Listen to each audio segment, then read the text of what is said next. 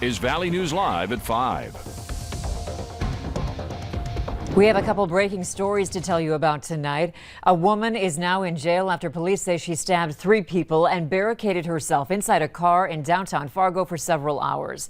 The call came in just before 1 this afternoon in the parking lot of Mexican Village, closing down a long stretch of Main Avenue.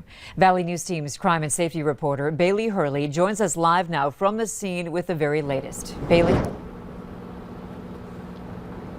Yeah, Andrea, the Fargo Police crime scene bus is still here on scene as officers are continuing to collect evidence from what appears to be 2 crime scenes. The first is just here over my shoulder. You can see officers are continuing to go through that gold Suburban. That is where that female suspect barricaded herself with a knife for almost 3 hours in the front passenger seat of that Suburban. But now, Andrea, if you just take a few steps with me to the west, you can see officers are continuing to comb through and collect evidence from the front entryway and the front parking lot of Cat's Cradle. At this hour, several sources do confirm with Valley News Live that at least 1 victim was stabbed in that area, but at this time, Fargo police have not been able to confirm that with us.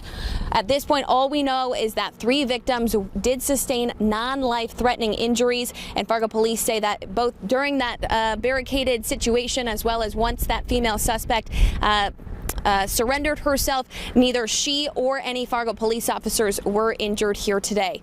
Fargo police say that they are still continuing to try and piece together what exactly happened here, what led up to today's stabbing. They say that they do expect to release more information later this evening. For now, live in downtown Fargo, Bailey Hurley, Valley News Live.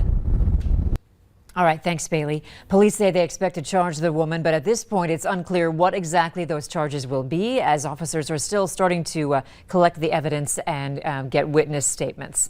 A 32-year-old woman has pleaded guilty to murdering a teenager from Northwood, North Dakota. Samantha Wilson pleaded guilty in court today to manslaughter and contact by bodily fluids for the January 2020 shooting incident that killed 15-year-old Jonah Borth. According to court records, she will spend 20 years in prison and 5 years of supervised probation. She must register as an offender against children. Hopefully your lawn furniture cushions are tucked away. If not, the hit and miss showers may be cleaning them up a bit. Let's go over to Hutch for more on the evening forecast. Hutch? Thanks, Andrea. Good evening, everyone. As we take a look at that radar and satellite, we do have clouds dashing across the region, and not everywhere that you see green on the radar behind me is getting rain right now. Here is a look at that radar, and in the Fargo-Moorhead area we do have a few passing showers, but notice lightning detection not going berserk here. We don't have much lightning in the southern Red River Valley. Our neighbors to the west, though, in Stutsman County, seeing some soaking showers move through. Many areas under these showers are rainfall estimates upwards of 1/2 inch of rain. So some beneficial rain where we need it most in western Stutsman and now pushing into eastern Stutsman County. Also, look at this from Wells County north through Maddock and toward Devils Lake and Benson County. Soaking showers that have lasted over an hour in that area. Beneficial rain for sure. A couple of showers in Red Lake as well as Pennington counties also. Moving northeast at about 20 miles per hour. Temperatures between a cool 59 right now in Bemidji and a cool 56 in Jamestown, thanks to those showers, to 72 here in Fargo. Quiet conditions for many, but shower chances here in the FM area will continue here and there, with most of the rain happening out to the west. There's thunder in your Friday forecast. We'll have details on that and look ahead toward the weekend coming up in a moment. Okay, thanks, Hutch. New tonight at 5, a man is facing DUI charges after a 3-vehicle crash in Grand Forks. It happened before 11 this morning on I-29 near 32nd Avenue South.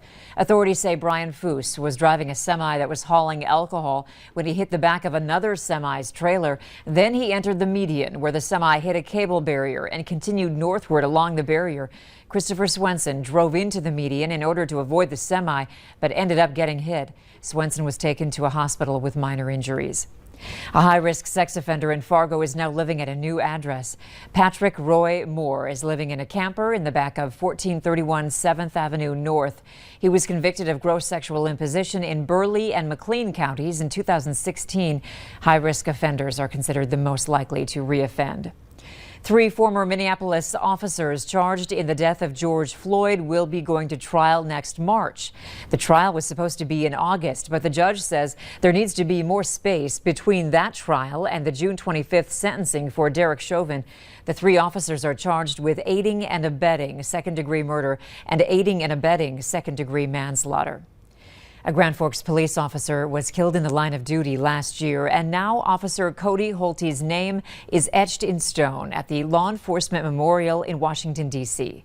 Tragedy struck when Officer Holte was shot and killed last May while assisting deputies serving an eviction notice.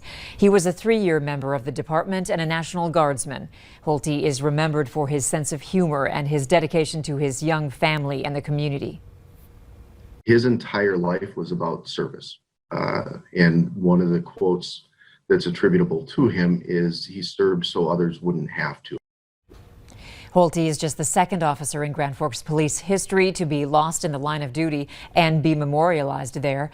Grand Forks police officer Robert Martin, who died in a motorcycle crash in 1966, is also named on that memorial. Meanwhile, North Dakota Congressman Kelly Armstrong took part in a Back the Blue event today at the National Law Enforcement Officers Memorial. During the ceremony, he placed a wreath by the engraving that honors Officer Cody Holte. In a statement, he said no amount of thanks would be enough to show our law enforcement officers the appreciation they deserve. They put their lives on the line every day to uphold their oath to serve and protect North Dakotans and all Americans. Windows at the state capitol building are lit in a thin blue line for National Police Week. Governor Doug Burgum issued a proclamation today declaring this week as Police Week in North Dakota and Saturday as Peace Officers Memorial Day. The governor is directing flags to be flown at half-staff on Saturday. The Minnesota House is currently voting on a bill that would legalize recreational marijuana. This is the first time the issue has advanced to the chamber floor for a vote. The bill would legalize cannabis use for adults and expunge the records of those convicted of nonviolent offenses involving marijuana. A big announcement from the CDC this afternoon. Doctors from the agency say fully vaccinated Americans can take off their masks. Jay Gray has the latest on the decision and the push to get more kids vaccinated. For more than a year, the nation has been, in essence, hiding from COVID-19. Please, please, wear a face covering when you go out. But today, the Centers for Disease Control and Prevention says if you've had the shot, you can take off your mask. Anyone who is fully vaccinated can participate in indoor and outdoor activities, large or small, without wearing a mask or physical distancing. President Biden walking to the podium without a mask, echoing the importance of today's announcement. I think it's a great milestone, a great day. It's been made possible by the extraordinary success we've had in vaccinating so many Americans so quickly. The facial freedom does come with some caveats. You still have to stay masked up in healthcare settings, on airplanes, and businesses that require them. Still, for close to 120 million fully vaccinated Americans. We have all longed for this moment. What a trooper. The waiting is also over for 17 million kids 12 to 15 now eligible for the vaccine. It's unbelievable. I'm so excited. I didn't think the vaccine would be out for my age group yet, but I'm so happy it's out this early. Many say the protection is the next big step toward normal. Summer camps, sports camps, get-togethers, sleepovers, all those things that the kids missed out on last year that put their mental health in a not great position. We can do those this year. A year that may be most remembered for this day, the day that for so many, the mask came off. Jay Gray, NBC News. A vaccine clinic in Grand Forks will now let kids ages 12 to 15 get the Pfizer vaccine. That age group can get the shot at Hugo's Family Marketplace at 1750 32nd Avenue South. The clinic will be held on Mondays from 10 to 2 p.m. and on Thursdays from 2 p.m. to 6. Still to come, a sneak peek at a long-awaited reunion. And weather, temperatures today soaring into the 70s, Lakes Country all the way up to the Canadian border where we saw 75 this afternoon in Hallock. Hey, Grand Forks seeing some passing showers, as are we here in the FM area, but the real activity just off to the west with thunder and lightning. We'll have details on what you can expect for Friday and beyond right after this.